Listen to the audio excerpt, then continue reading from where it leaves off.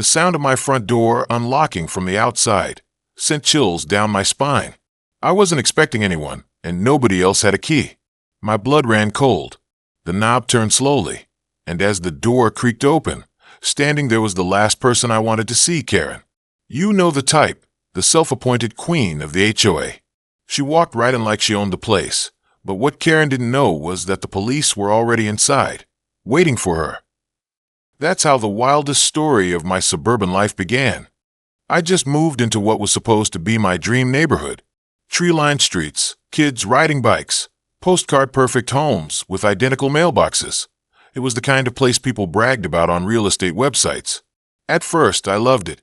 The neighbors smiled politely, the lawns were green, and weekends smelled like barbecues. It wasn't until week 2 that I met her.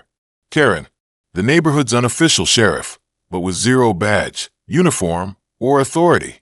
Well, other than an iron grip on the Homeowners Association board. If a patch of grass dared to grow half an inch too tall, Karen knew. If a trash can was left an hour past pickup, Karen documented it. And if a Christmas decoration lingered a single day into January, believe me, there would be a written notice delivered to your door like a parking ticket. My introduction to Karen was classic.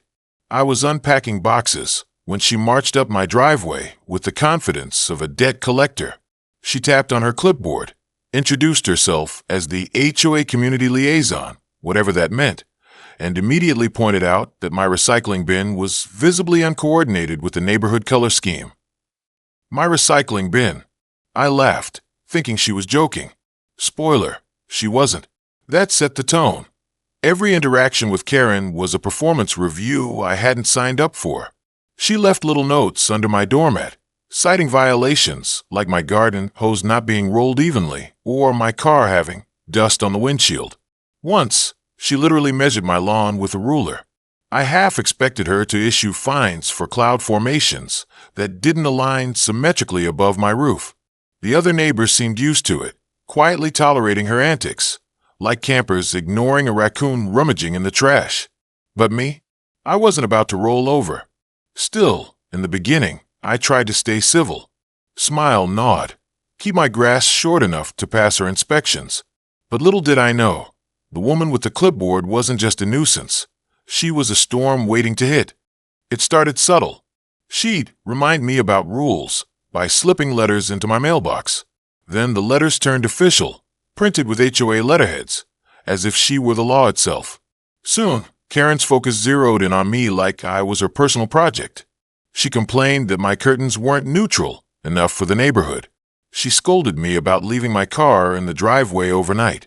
She even wrote me up for having a bird feeder that didn't match the community aesthetic. Birds, apparently, must be HOA certified before eating here. But the turning point? I caught her outside my window one night, phone camera in hand, zooming in on my living room blinds. When I opened the window and asked what the heck she was doing, she claimed she was verifying compliance with interior visibility standards. Interior, visibility, standards. That's when I knew. Karen wasn't just enforcing rules. She was obsessed. And the scariest part? Even the HOA board seemed powerless, or maybe too scared, to confront her. After all, she wasn't just the loudest voice at meetings. She was the meeting. If someone disagreed, she talked right over them until they gave up. The neighbors whispered about Karen. Some said she tried to have a man fined for planting tulips because they disrupted the uniform color palette. Another family supposedly got threatened with legal action for owning a trampoline. She bragged that if people didn't play by her rules, she'd deal with it personally. By this point, she was circling me like a hawk.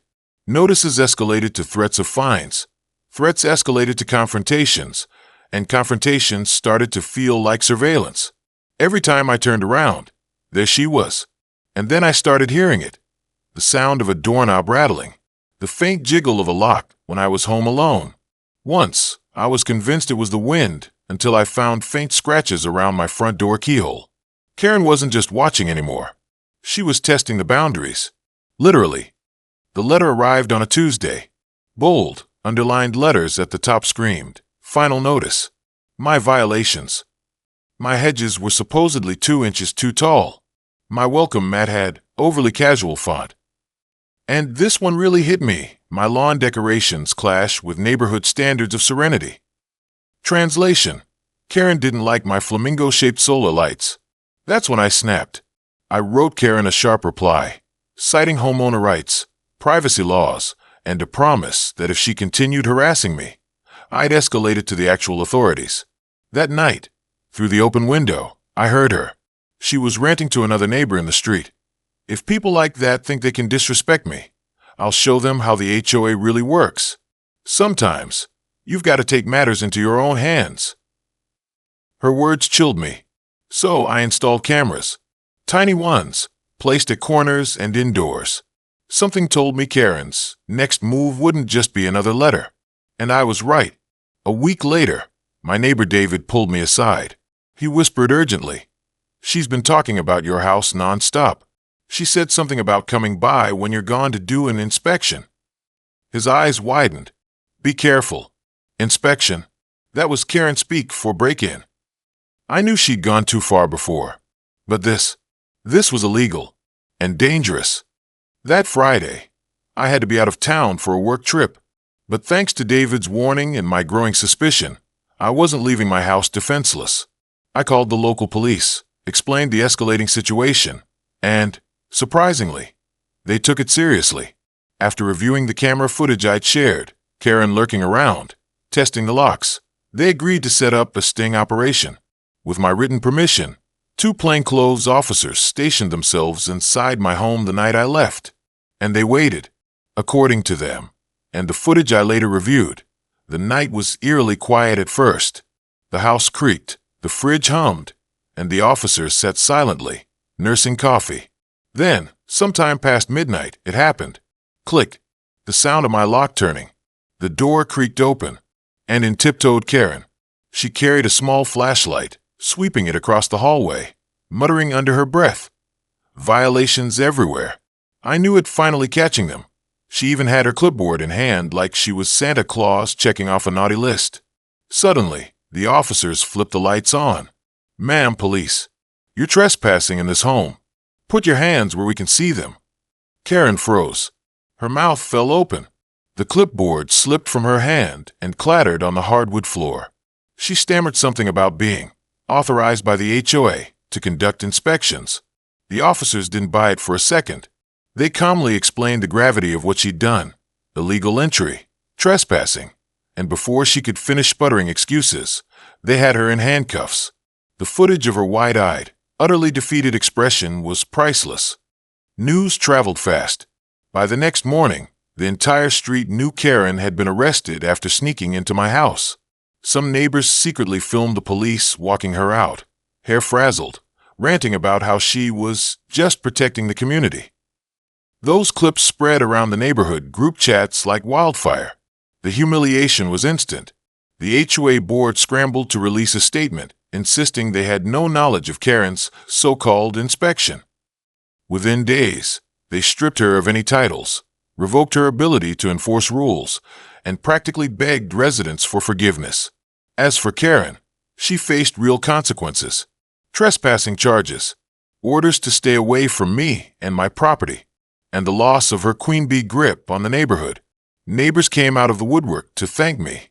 One family said they'd felt terrorized by her for years. Another admitted they wanted to move because of her paranoia. But now, the atmosphere shifted.